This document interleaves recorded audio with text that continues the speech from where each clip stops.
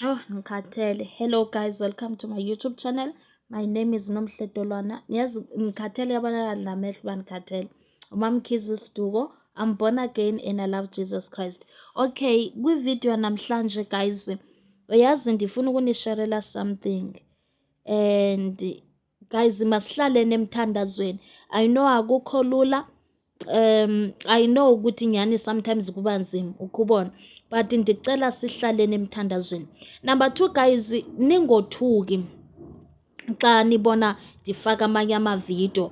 Kunamavidiyo andazi kwakutheni ndingawafaki efoni, ndingawafaki kwi-YouTube channel yam, because bendiye ndidibane namavidiyo apho abantu bethetha ngee-confessions about oopasta abathwalayo, kuthethwa ngezi-scams. Ndiqonda uba ndiyarhalela ukusherela abantu ama-subscribers wam, yabona, kwenzela bazoqaphela kwezi scams, azoqaphela nakwabafundisi abarongo, but ndisaba andazi why. So this time ndidicide ukuthi ndizobeka yam ividiyo njengoba ndenza. So ngosuku kuzawuba mhla ni-uploadile ne, ndizo-uploada amavidiyo amabini, eyami nale yeloo nto ezawube itrenda ngelo xesha, so that abantu bazobona izinto ezenzekayo, understand. I know abanye abantu abangeni ku-TikTok and I know ukuthi ezinye i-channel nizibukela nje ngelo xesha, so ndenzela uba nibone ezinye izinto ezenzakalayo, understand.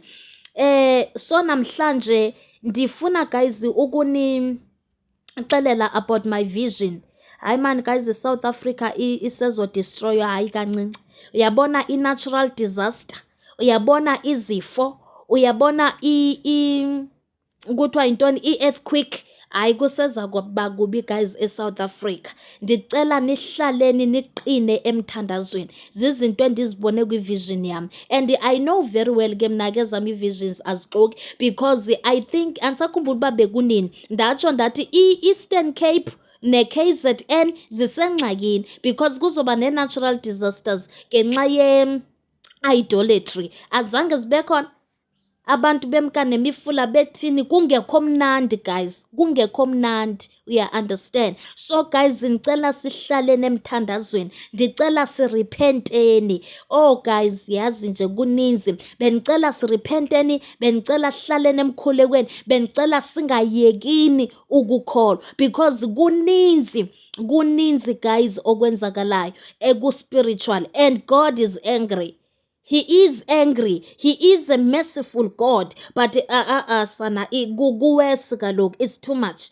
Abantu abafuna ukuguquka, abantu abeva, abantu hayi abanandaba mani. Yazi abantu ababoni ukuthi lixesha lokugqibela esiphila kulo. No, abantu abayiboni loo nto. Guys, this is a prophecy, and ndizayimela le prophecy. This is a prophecy about South Africa yonke. I remember last time kwakuyi-prophecy against kwakuyi-prophecy about KZN and Eastern Cape, and kwenzeka. This time le ndiyitsho i-prophecy is about South Africa. Earthquake, natural disasters, abantwana guys. Ndiyasaba nokuyitsho le, but bendicela sigadeni abantwana, understand, because ne-trafficking yabantwana ndiye ndayibona. Guys, it's a lot. Igazi lisezochitheka eSouth Africa, lisezochitheka. The angel of death ikhona eSouth Africa. Ulutsha lusezosweleka, sisezobulalana bodwa, abantu babulalana bodwa. Guys, please, let us repent. Let us ask for forgiveness. Let us bow our heads. Let's praise the Lord. Let's pray to the Lord God Almighty. Guys, asiyekeni worship idols.